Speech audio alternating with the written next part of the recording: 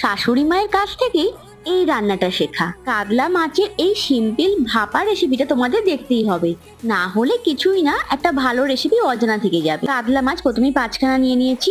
এদিকে পেঁয়াজ, টমেটো, রসুন, আদা, সামান্য পরিমাণ সর্ষে, একটু জল দিয়ে পেস্ট করে নিয়েছি।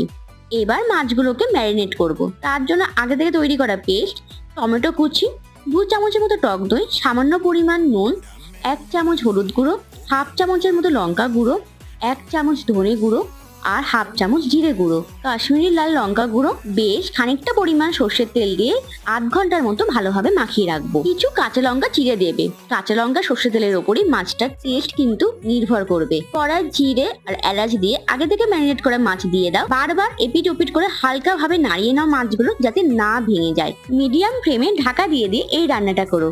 সবার শেষে নামাবার আগে একটু গরম মশলা দিয়ে দাও। মায়ের হাতে এই রান্নাটা সত্যি অতুলনীয়।